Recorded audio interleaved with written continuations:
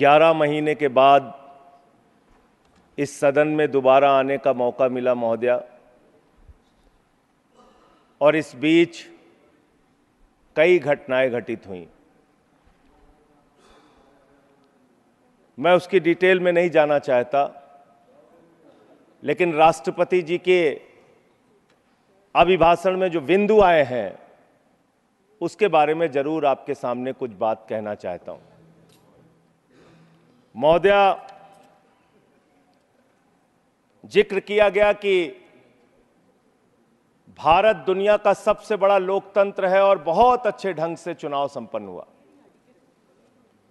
लेकिन ये चुनाव कई घटनाओं का साक्षी रहा महोदया। इस चुनाव के अंदर हमने देखा विपक्ष के नेताओं को पकड़ पकड़ के कैसे जेल में डाला गया। ईडी का, सीबीआई का, जांच एजेंसियों का दुरुपयोग करके राज्यों के मुख्यमंत्री को जेल में डाला गया, मंत्रियों को जेल में डाला गया। इस चुनाव में हमने देखा भाषा का स्तर। भारत के प्रधानमंत्री महंगाई पे बात नहीं करते महोदया, बेरोजगारी पे बात नहीं करते महोदया, किसानी पे बात नहीं करते। इस देश के अंदर अग्निवीर योजना के कारण भारत की सीमा को कमजोर करने का आपने काम किया, उस पे बात नहीं करते। भारत के प्रधानमंत्री, बड़े अफसोस के साथ कहना पड़ रहा है, कभी मुगल पे बात करते हैं, कभी मटन पे बात करते हैं, कभी मदरसा पे बात करते हैं, कभी मछली पे बात करते हैं, और हद तो तब हो गई जब देश के प्रधानमंत्री मुजरा जैसे शब्द का इस्तेमाल करते हैं। शर्म आती है, दुनिया के सबसे बड़े लोकतंत्र के प्रधानमंत्री ऐसी भाषा का इस्तेमाल कर रहे हैं। महोदया, इस चुनाव में हमने देखा हमारे दिल्ली के मुख्यमंत्री अरविंद केजरीवाल, उनको चुनाव से पहले जबरदस्ती पकड़ के जेल में डाल दिया गया महोदया। अरविंद केजरीवाल वो मुख्यमंत्री हैं जिन्होंने शिक्षा के क्षेत्र में काम किया, स्वास्थ्य के क्षेत्र में काम किया, बिजली फ्री देने के क्षेत्र में काम किया, पानी फ्री देने के क्षेत्र में काम किया। महोदया, माताओं और बहनों को बस की फ्री यात्रा देने का काम किया, बुजुर्गों को तीर्थ यात्रा कराने का काम किया। एक ऐसे मुख्यमंत्री जिन्होंने देश ही नहीं पूरे दुनिया में सबसे बेहतरीन काम करके दिखाया, आपने चुनाव के पहले उनको गिरफ्तार करके जेल में डाल दिया। और मुद्दा क्या बनाया? तथाकथित शराब घोटाला। आज मैं आपके सामने इस सदन में बताना चाहता हूं महोदया, शराब घोटाला किसने किया, यह जानकारी पूरे देश को होनी चाहिए। यह जानकारी भारतीय जनता पार्टी के मित्रों को होना चाहिए। यह भारतीय जनता पार्टी के नेता, देश के प्रधानमंत्री को भी होना चाहिए। शराब घोटाला शरद रेड्डी से 60 करोड़ रुपए की रिश्वत लेने वाले भारतीय जनता पार्टी के लोगों ने किया है। आप लोगों ने इलेक्टोरल बॉन्ड के जरिए चंदा लेने का काम, रिश्वत खाने का काम, भ्रष्टाचार करने का काम किया है। शराब घोटाला तुमने किया है। शराब घोटाले की बात करते हैं महोदया, यही चिल्लाने का काम करते हैं। मैं अपनी बात कहना चाहता हूं महोदया, कृपया दिल्ली के मुख्यमंत्री को ईडी कोर्ट ने जमानत दी महोदया। ईडी कोर्ट ने कहा अरविंद केजरीवाल निर्दोष हैं। महोदया, ये रिश्वतखोर लोग हैं, ये रिश्वतखोर हैं, ये बेईमान हैं, ये भ्रष्टाचारी हैं महोदया, ये भ्रष्टाचारी हैं। आप बैठिए। भ्रष्टाचारियों को बोलने की हैसियत नहीं होनी चाहिए महोदया, ये भ्रष्टाचारी हैं, आप बैठिए। इन्होंने शराब घोटाला किया है, आप बैठिए, की रिश्वत खाई है। आप बैठिए। आप बैठिए, सब लोग पहले बैठिए। आप कृपया बैठिए। आप कृपया बैठिए।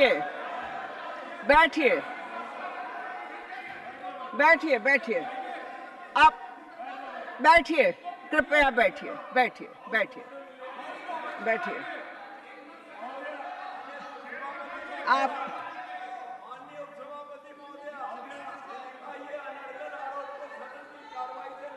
अरे ठीक है, गलत सही आप नहीं तय करेंगे। महोदया, महोदया, आप महोदया, भाजपा के मित्र हमारे नाराज हो गए महोदया। सच सुनने के बाद नाराजगी होती है महोदया, आप नाराजगी सुनिए। होती है।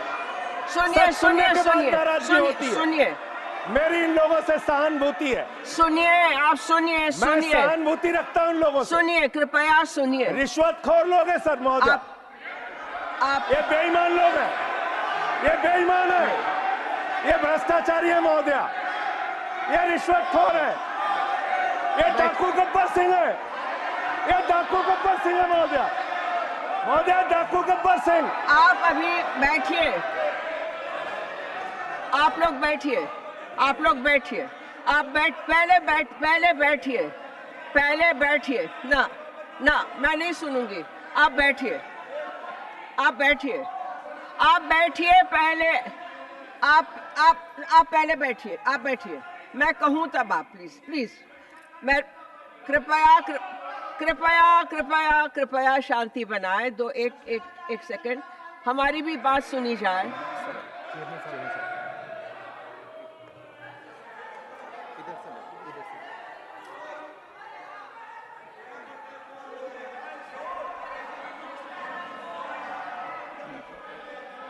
Please, please, please, please, please, please, please. 1 second, madam, take your seat. Take your seat. No, Mr. Nagar, why this running commentary? If this running commentary takes place, I will call upon leaders of the parties to at least give their members basic decorum training. Why should it happen? Trading against with each other. The nation is watching us. Members have to contribute massively. Sri Sanjay Singh may continue. I know. I was watching the debate. Please. Mr. Gehlot. ये देश 1 second. लोकतंत्र से चलेगा माननीय। 1 second. You have to address the chair. आप ही को करना है। Leader of the opposition today set a very high standard. He addressed the chair. So, Sune, I want pin drop silence in the house. Let us see. He is leader of a legislative party. Now, please, 1 second. Take.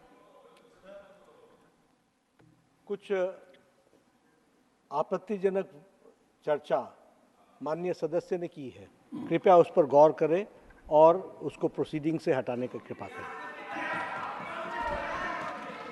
Mr. Gokhale, Sanjay, Mr. Raut and Mr. Gokhale, I have come here, I have already taken note of it, and let me tell the honorable members, whenever there is something objectionable, even if Mr. Sanjay Raut says something objectionable, not only his address will be looked into, he can point out to the address of someone else also.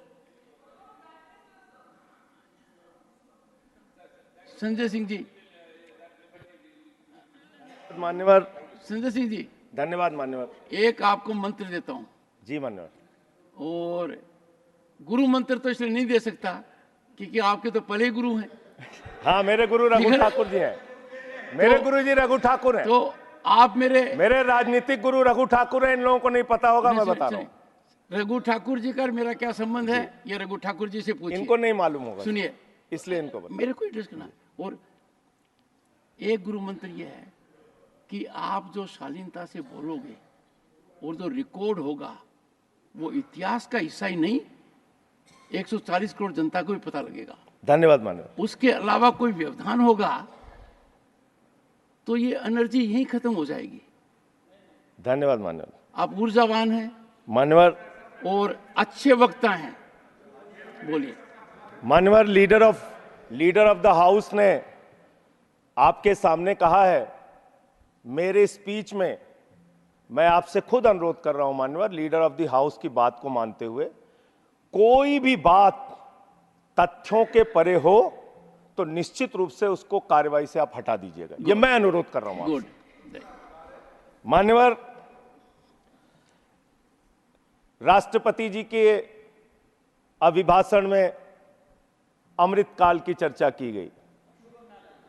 हमने देखा अमृतकाल मान्यवर, हमने देखा किस तरह से विपक्ष के नेताओं को पकड़ पकड़ के जेल में डाला गया। महाराष्ट्र चले जाइए तो अनिल देशमुख जी को 14 महीने जेल में रखा गया, बाद में कह दिया न्यायालय ने सबूत नहीं, जमानत मिल गई। संजय रावत जी को 100 दिन 103 दिन जेल में रखा गया मान्यवर, बाद में उनको जमानत मिल गई, कोई सबूत नहीं। मुझे 6 महीने जेल में रखा गया मान्यवर, और 3 जजों ने सुप्रीम कोर्ट के मुझे जमानत दे दी। दिल्ली के मुख्यमंत्री, अब देख लीजिए, मैं आपके नियम का पालन कर रहा हूं मान्यवर। बोलते रहिए। दिल्ली के मुख्यमंत्री मान्यवर ईडी कोर्ट के सामने अपने उनके वकील जो दलील देते हैं, जो बहस करते हैं, जो अपना पक्ष रखते हैं, उसके आधार पर ईडी कोर्ट ने कहा, और यह फैसले में दर्ज है मान्यवर, कि अरविंद केजरीवाल पूरी तरीके से निर्दोष हैं और ईडी उनके खिलाफ बायस्ड होकर काम कर रही है, दुर्भावना से काम कर रही है, और उनके खिलाफ मनी ट्रेल का कोई मामला नहीं है। ये मैं इसलिए आपके सामने बोल पा रहा हूं कि ये कि कोर्ट का फैसला है, सार्वजनिक है मान्यवर, इसलिए मैं बोल रहा हूं। एक सेकंड जी। माननीय सदस्यगण, अपने देश में व्यवस्था के तहत एक कानूनी प्रक्रिया है। उस कानूनी प्रक्रिया के तहत ही व्यक्ति ट्रायल फेस करता है, कई बार उसको जेल भेजा जाता है, कई बार जमानत दी जाती है। जिनको जमानत दी जाती है उनको बाद में सजा भी हो जाती है। जिनको जमानत नहीं दी जाती, सुनिए, कांट यू प्लीज सुनिए, जिनको जमानत नहीं दी जाती है वो बरी हो जाते हैं। ये एक प्रक्रिया है। पर जिस फैसले की आप चर्चा कर रहे हैं वो फैसला सब जुडिस है, उस फैसले पर रोक लगी हुई है।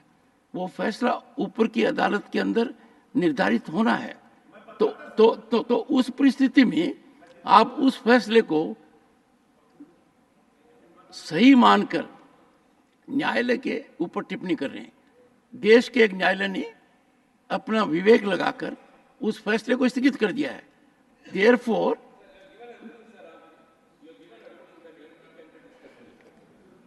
okay, let me once again, let me. Mr. Tiruchi Siva is a very experienced member of this house. He has made things lighter now. He thinks I can say everything and anything myself, or you can say it. No, Tiruchi ji, no, Mr. Tiruchi Siva. Everything spoken in this house has to be sanctified. Sacred facts.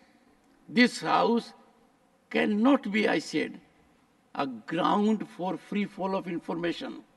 If suppose someone wants to level an allegation against Mr. Sanjay Raut, his reputation is at stake.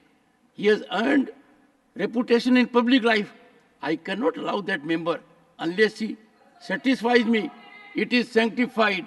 Similarly, that privilege is not without regulation. That privilege is a heavy responsibility. As a matter of fact, Constitution has given that privilege to us, that whatever we speak in this house, the public at large cannot bring criminal case against us, cannot bring civil case against us. That protection is given, but that protection is given to me also, that I must protect 140 crore people. You cannot say anything and everything here, Tiruchiji. You have to say something, keeping in view dignity of your office as a member of parliament and facts that are unimpeachable, beyond question. Therefore, if Sanjay Singh has made reference to a judgment which has been stayed, which means that judgment, till the judgment of the upper court comes, is non-existent. Therefore, Sanjay, you can't take reference to that. Go ahead, make your point. आपका protection चाहिए sir. मिलेगा? आपका संरक्षण चाहिए मान्यवर। बोलिए क्या चाहिए? तो आपने बिल्कुल ठीक कहा मान्यवर, वो मामला हाई कोर्ट से स्टे हो गया। मैं मानता हूं, मैं अगली बात यही कहने जा रहा था, लेकिन वो स्टे किन परिस्थितियों में हुआ मान्यवर? बगैर ट्रायल कोर्ट के ऑर्डर की कॉपी के भारत न्यायपालिका के इतिहास में पहली बार स्टे हुआ है संजय, मान्यवर। हाई कोर्ट से ऑर्डर की कॉपी नहीं थी मान्यवर, सुनिए सुनिए और स्टे कर दिया गया। सुनिए जी, एक सेकंड बैठिए बैठिए। माननीय सदस्यगण, आप लोगों से मेरा अनुरोध है, and we have a distinguished senior advocate also there, Vikas Bhattacharya ji, we can not discuss conduct of a judge in the manner he has given his order. Therefore, you are directly questioning a judge that he has passed an order without, if you say, I have no details on it. And I'll tell you, judges in their wisdom pass orders on Sunday. Judges in their wisdom pass orders at midnight. Judges in their wisdom pass orders without even order of the trial court. Therefore, keep away from this issue. Confine to the other part of it. Please, go ahead. अमृतकाल की चर्चा हुई मान्यवर। विपक्ष के नेताओं को पूरे देश में सरकार के द्वारा टारगेट किया गया, और सिर्फ विपक्ष के नेताओं का सवाल नहीं मान्यवर, बंगाल के 3 मंत्री भी जेल में हैं। अभी झारखंड के मुख्यमंत्री को जमानत मिली है कोर्ट से, और बिहार में जांच एजेंसियों का दुरुपयोग, महाराष्ट्र में जांच एजेंसियों का दुरुपयोग, दिल्ली में जांच एजेंसियों का दुरुपयोग। अब क्या करना चाहते हैं? मैंने अटल जी का भाषण सुना मान्यवर, उन्होंने कहा दुर्भावना से राजनीति नहीं होती, बड़े दिल से राजनीति होती है, बड़े मन से राजनीति होती है, बड़े मन की राजनीति करना सीखिए। ऐसे विपक्ष के लोगों को टारगेट करना ठीक नहीं है, ये अच्छी राजनीति नहीं है आपकी।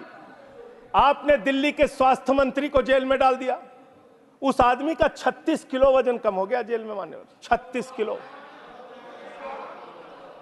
आप इनकी टीका टिप्पणी सुन रहे हैं? हमारे दिल्ली के संजय जी, जो फिर तो मैं बोल नहीं पाऊंगा। जो व्यक्ति जेल में है उसको जेल में किसने डाला है? इनकी जांच एजेंसियों ने सर, न्यायालय ने। इनकी जांच एजेंसियों, ना न्यायालय ने झूठे मामले बनाकर, देश भारतवर्ष, झूठे मामले बनाकर,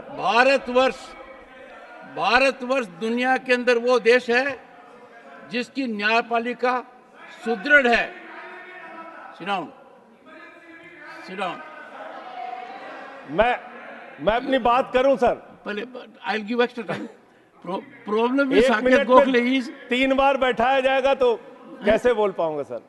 अगर 1 मिनट अब ऐसा करेंगे, आप बोलते रहिए। ठीक, थैंक यू सर।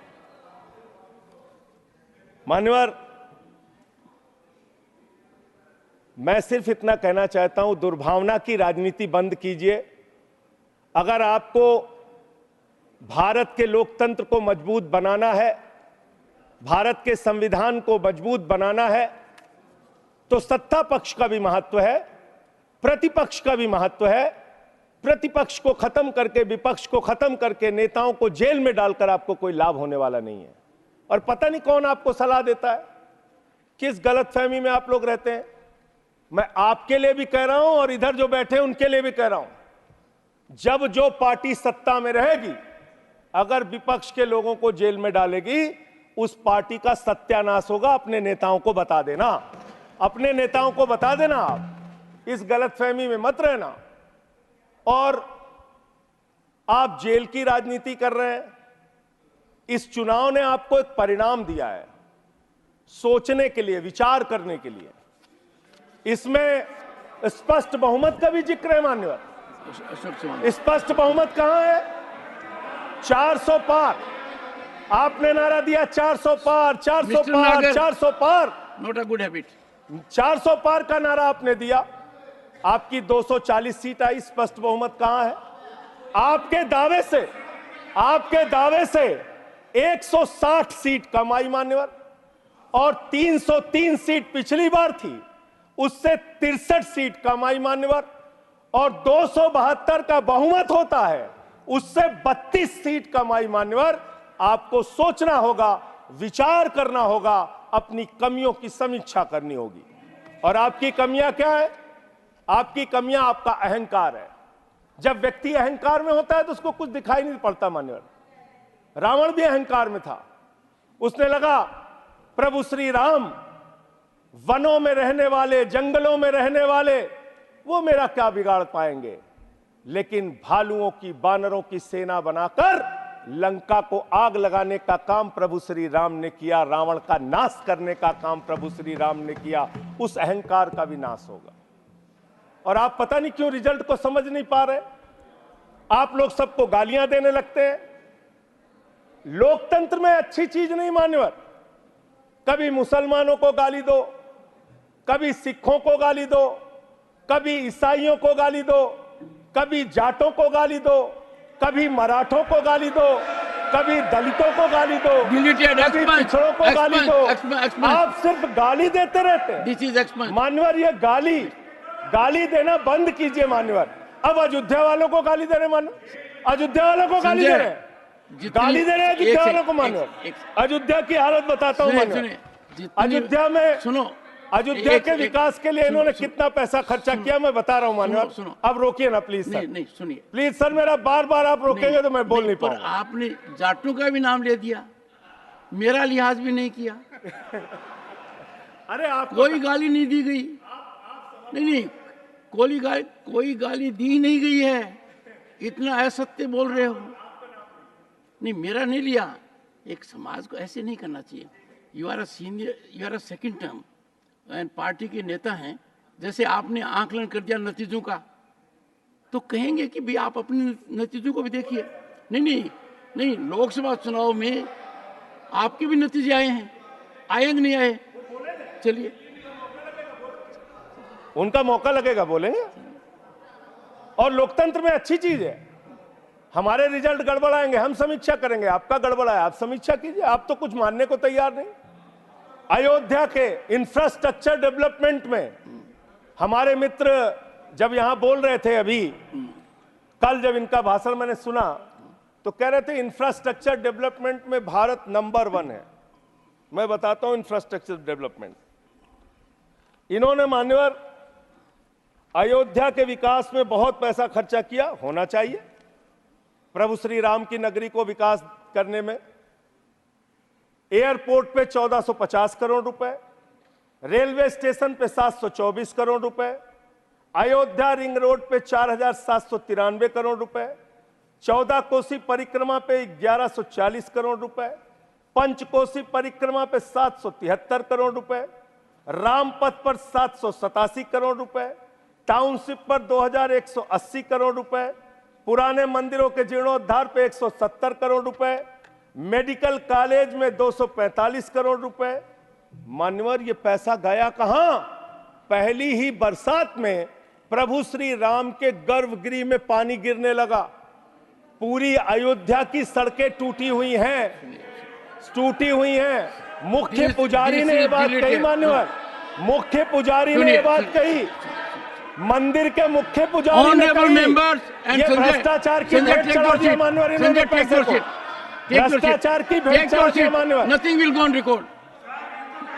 सुनिए, can you take your seat? Can you take your seat? Can you take your seat? On one second, please.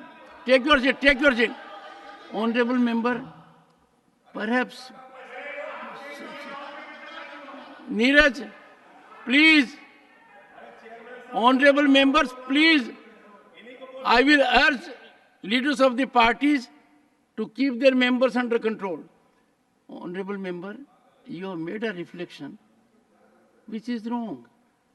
You make a reflection because someone has said something. When I got this news, I verified, got in touch with responsible people.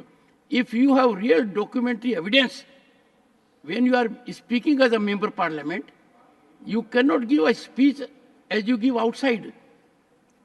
It is not so. Let us not run down our institutions. It is a temple worshipped all over the world. It will last, you know, for how many years it will last? Are you aware of the technology that has gone there? When I went to Ayodhya, there was a presentation by the technical people. We must appreciate it. Merely because someone has said so, you take it as gospel truth. Make an effort to find out. I will not encourage the sensation.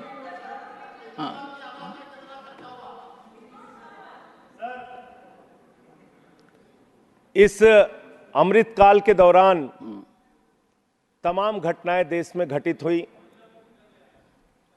Agniveer जैसी योजना देश के अंदर आई।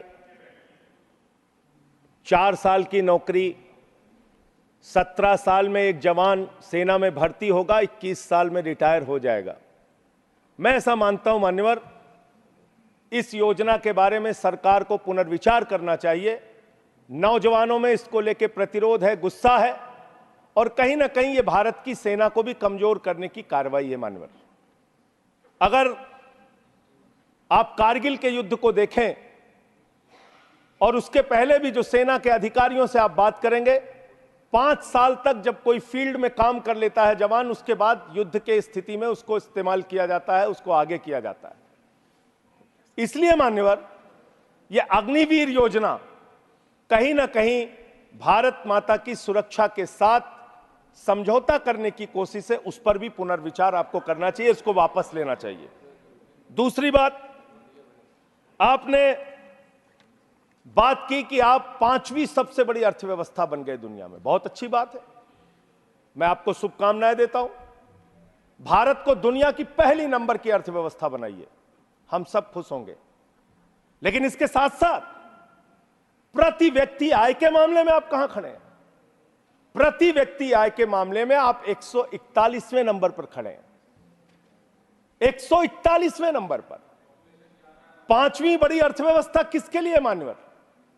चंद पूंजीपतियों के लिए, जिनका लाखों करोड़ रुपए बैंक का कर्जा माफ किया गया। यह किसके लिए मान्यवर? आपने कहा, चुनाव के दौरान हमने एक भाषण और सुना मान्यवर, कि आपकी संपत्ति लेके ये भाग जाएंगे, वो भाग जाएंगे, वो भाग जाएंगे। अरे संपत्ति कौन कौन लेके भागा है, ये तो सर्वविदित सत्य है। 20,000 करोड़ रुपए लेके नीरव मोदी भाग गया, 10,000 करोड़ रुपए लेके विजय माल्या भाग गया, 3,000 करोड़ लेके ललित मोदी भाग गया। ये कौन है? ये कौन है बड़े बड़े पूंजीपति? और मान्यवर, दूसरे सदन में इनका दिया गया जवाब है। मैं चाहूंगा आपके माध्यम से सरकार को इसका जवाब जरूर देना चाहिए, और मैं अगर गलत हूं तो उसके बारे में मेरे साथ ये बहस कर सकते हैं, जो प्रस्ताव लाना हो ला सकते हैं। ये सर्वविदित सत्य है। मैं आपको बता रहा हूं मान्यवर, 3,53,000 करोड़ रुपए बैंक सेटलमेंट के, 3,53,655 करोड़ रुपए बैंक सेटलमेंट के नाम पे 43 कंपनियों का माफ किया गया। 43 कंपनियों का। इसका रिकॉर्ड आपके सामने मैं रख दूंगा। मान्यवर, संपत्ति आप कहां पहुंचा रहे हैं, किसको पहुंचा रहे हैं, किस लिए आप काम कर रहे हैं, किसके लिए काम कर रहे हैं, यह पूरे देश को जानना चाहिए। आपने रेलवे की उन्नति की चर्चा की है, वंदे मेट्रो की चर्चा की है। हमारे एक मित्र कह रहे थे ट्रेन में सफर, मैं शायद ट्रेन में भी सफर किया हूं, रोड से भी सफर किया हूं, इतना सफर किया हूं कि उसके आंकड़े जब सामने आएंगे तो वो एक गाथा लिखी जा सकती है उस पर। ट्रेन में सफर करने वालों की हालत आज क्या है? इंसान को भूसे की तरह भर के एक जगह से दूसरे जगह जाना पड़ता है मान्यवर। लखनऊ में उतरिए, वहां पर कुली मिले मुझे मान्यवर, उनके लिए एक वादा किया था बहुत पहले, और आप एक उदार हृदय के व्यक्ति हैं, मैं चाहता हूं आपके माध्यम से सरकार तक ये बात जानी चाहिए। कुलियों को वादा किया इस सरकार ने कि आपके बच्चों को नौकरी दी जाएगी, कुलियों को वादा किया वर्दी दी जाएगी, तमाम प्रकार की सुविधाएं दी जाएंगी। उनका ज्ञापन मेरे पास पड़ा हुआ है, आज भी उनकी मांगों के बारे में कोई सुना नहीं। आपने इस देश के नौजवानों के साथ क्या किया? पेपर लीक पे पेपर लीक, पेपर लीक पे पेपर लीक, नीट का पेपर लीक,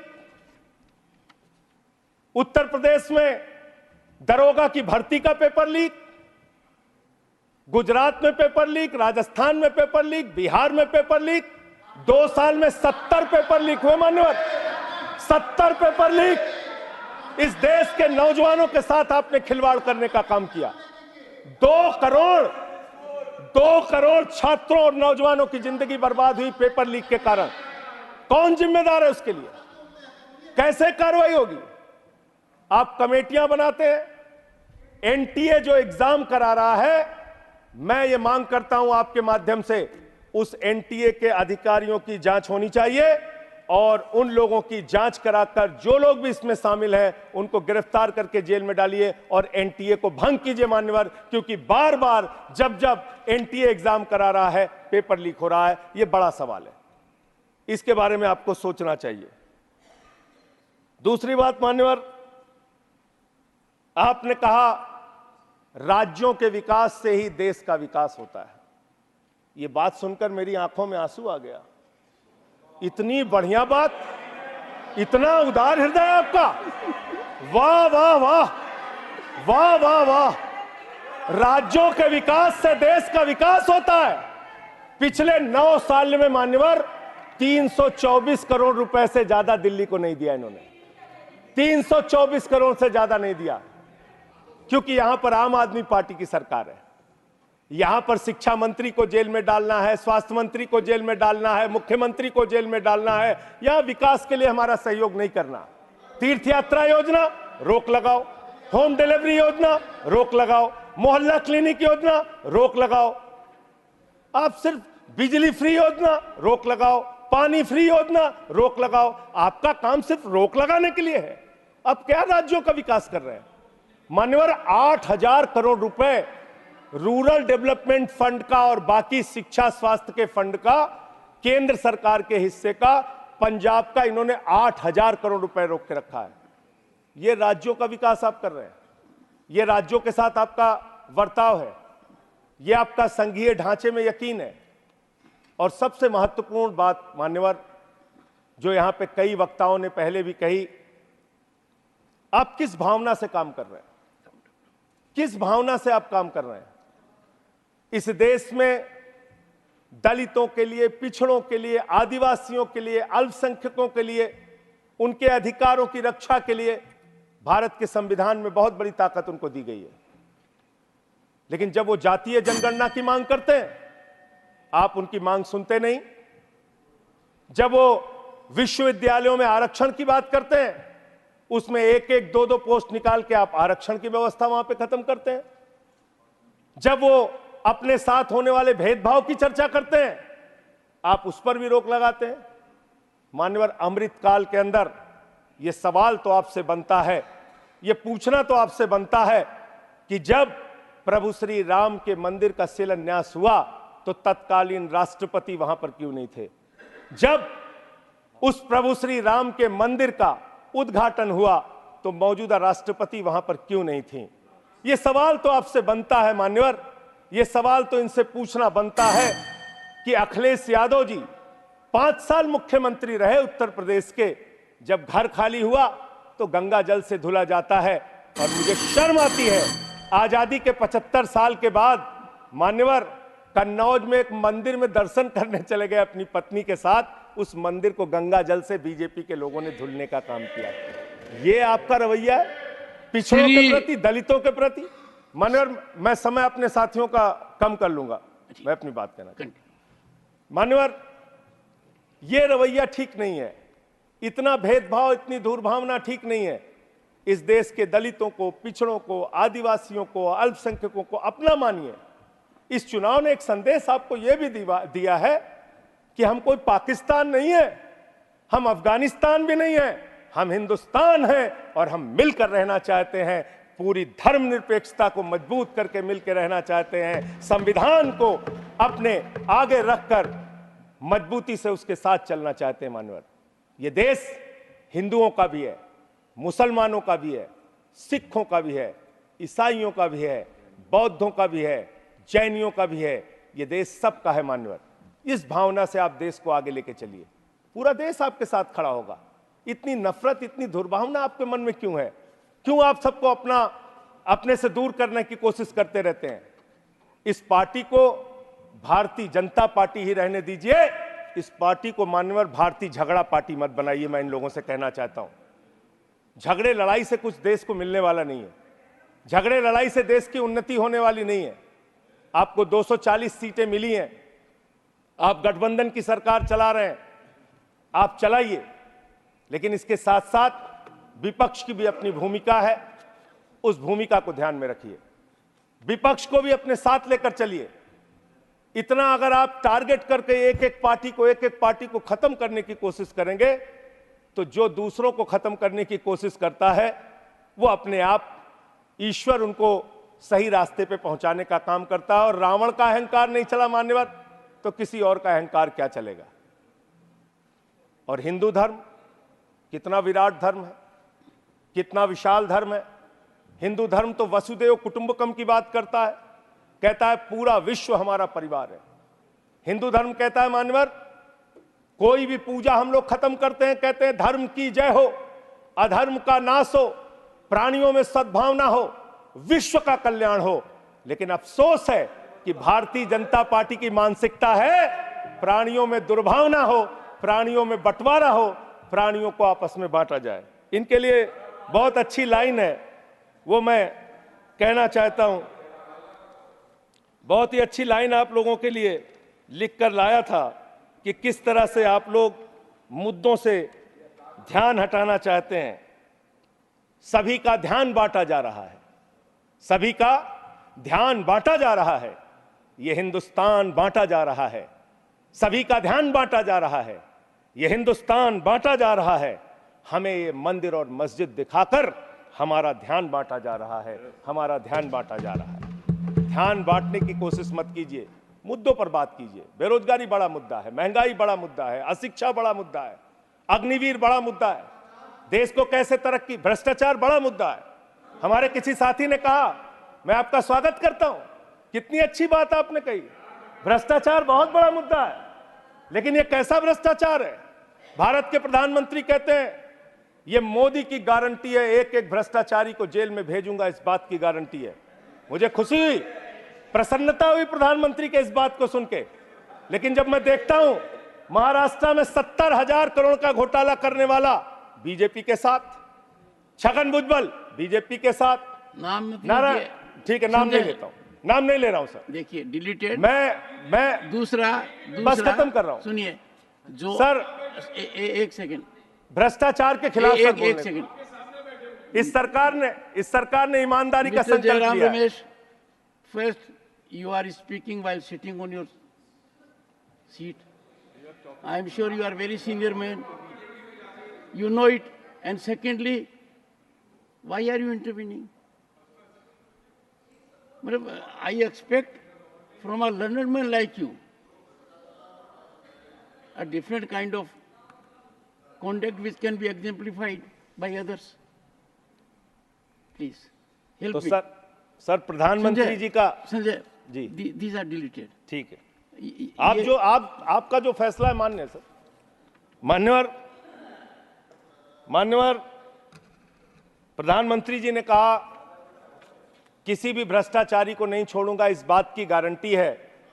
लेकिन पूरे देश में जब हम लोग निगाह उठाते हैं तब मुझे उनके नारे का मतलब समझ में आया। वो नारा ये है कि एक भी भ्रष्टाचारी को नहीं छोड़ूंगा, ये मोदी की गारंटी है। सारे भ्रष्टाचारियों को बीजेपी में शामिल करूंगा, ये प्रधानमंत्री की गारंटी है। ये गारंटी है आपकी। अच्छी बात है, कीजिए, तरक्की करेंगे आप लोग। और एक वॉशिंग मशीन भी चल रही है। लेकिन मैं एक बात जरूर कहना चाहूंगा, आपने मुझे रोक दिया मान्यवर, मैं मानता हूं आपके आदेश का पालन करूंगा।